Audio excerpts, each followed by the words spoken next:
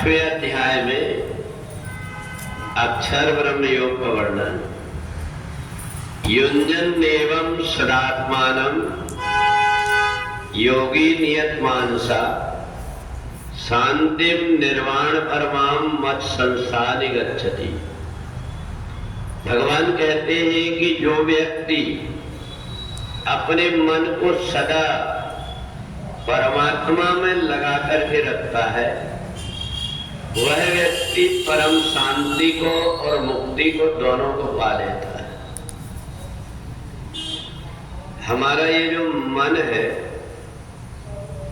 ये परमात्मा की तरफ बहुत कम जाता है। अगर किसी कारण से कोई व्रत में उलझ करके या कोई व्रत के कारण हमें अगर कुछ करना भी पड़ता है तो हम जल्दी दूर होने का कोई ना कोई रास्ता देखने लगते कि कब ये झंझट से दूर हो जाए। और परमात्मा के पास में ये मन बहुत कम टिक पाता है। अगर परमात्मा के पास में ये मन हमारा टिक गया तो फिर एकदम परम शांति भी लगती है और उस व्यक्ति का आवागमन का बंधन भी छूट जाता है। पर जितने भी परमात्मा से संबंधित कार्य है, भगवान की भक्ति हो, पूजन हो, इसमें हम लोग ये देखते हैं कि कितने जल्दी इससे छुटकारा मिल जाए। और इसलिए अगर हमारे यहाँ कोई प्रकार का दुख आ जाए, कोई संकट आ जाए, किसी की मृत्यु हो जाए या किसी का जन्म हो जाए, तो व्यक्ति सब प्रकार के काम करता है। कहता है कि 10 दिन हमें पूजा पाठ नहीं करना है। पता नहीं उन 10 दिन में ही उसकी कब मौत हो जाए, ये भी कोई ठिकाना नहीं। पर परमात्मा से बचने का कोई ना कोई उपाय निकाल लेता है। बाकी सब चीजें करेगा, टीवी देखेगा, मोबाइल चलाएगा, खाएगा, हंसेगा, बोलेगा, पर उससे कहते क्या बात, क्यों नहीं आए मंदिर? तो कहता है कि हमारे यहाँ पर अड़चन। तो इस प्रकार से युञ्जन एवं सदात्मानं, हम अपने आप को परमात्मा की भक्ति को एकदम झंझट समझने लगते कि कब हम उससे निकले।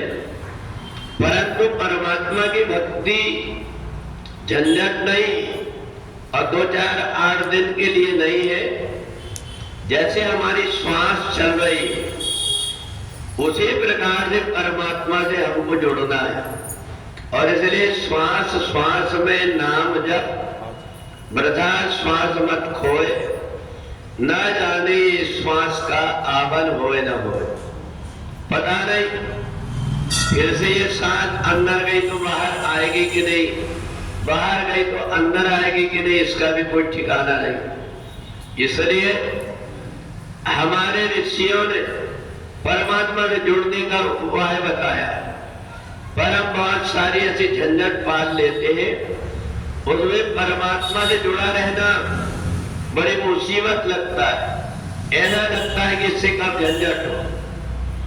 चैत्र में और आश्विन में दोनों समय आदि शक्ति भगवती जगदम्बा की 9 रूप की पूजा होती है। और उन 9 रूपों की पूजा में प्रत्येक देवी का अलग अलग एक दिन बना हुआ है। शैलपुत्री, ब्रह्मचारिणी, चंद्रघंटा, कुष्मांडा, कात्यायनी, स्कंदमाता, महागौरी, सिद्धिदात्री, ये 9 देवियों के अलग अलग दिन बने। परंतु हम 7 दिन में ही सोचते हैं झंझट कब मिट जाए, और ये भी नहीं देखते कि 9 दिन का हम कार्यक्रम रहता है। और उन 9 दिन में तिथियों को देखने लगते हैं कि तिथि कौन सी कम ज्यादा है। तिथियां अपने आप में पूर्ण नहीं, कभी वो 23 घंटे की आ जाएगी तो कभी 11 घंटे की आ जाएगी। परंतु इन देवियों के जो व्रत बने हुए ये 9 दिन के अलग अलग देवियों के दिन होते हैं। तो इसलिए नवरात्रि कही जाती है कि हमें कम से कम आदि शक्ति भगवती जगदम्बा की 9 दिन की कम से कम हमारी प्रत्येक देवियों की पूजन होकर के उनका भोग लग जाए, इसके बाद में हम विसर्जन कर दे। परंतु शास्त्रों ने हमें उलझा करके रख दिया। हम उन उलझन में पड़ करके ये भी नहीं सोचते कि 9 दिन पूरे हुए हैं कि नहीं हुए, और हम अपना व्रत कब पूरा हो जाए, सारे झंझट से कब मुक्त हो जाए, ऐसा देखते हैं। तो इसलिए 8वें अध्याय में भगवान ने अक्षर ब्रह्म योग बताया। इस अक्षर ब्रह्म योग में हम यदि परमात्मा की भक्ति और पूजन थोड़ा ज्यादा भी कर लेंगे, 108 गाना हम भगवान के नाम के लेते, 108 से अगर 110 हो गए तो भगवान हमारे कान पकड़ करके नहीं बैठेगा कि तुमने ज्यादा क्यों की है।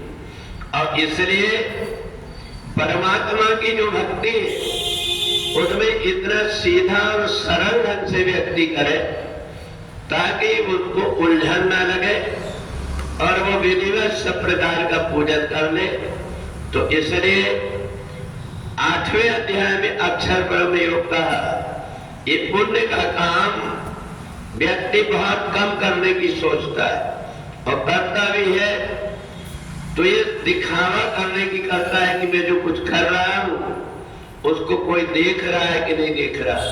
तो ऐसा मान करके अगर कोई व्यक्ति सत्कर्म करते रहता है, परमात्मा मेरे हैं और मैं परमात्मा का हूं, तो उनका काम जैसे पिंड दान करने वाला व्यक्ति इसलिए पिंड दान कर देता है कि अपने पूर्वजों से मेरा पिंड छूट जाए।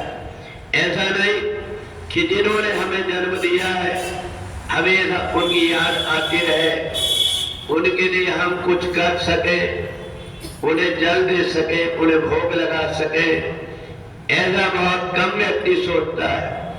व्यक्ति सोचता हमने पिंड दान कर दिए माने पिंड छूट गया, कुछ करने की जरूरत नहीं है।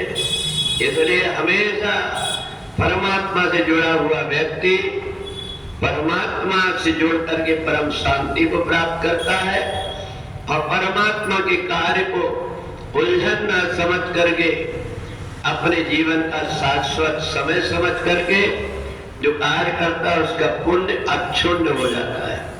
बोले वृंदावन बिहारी लाल की जय।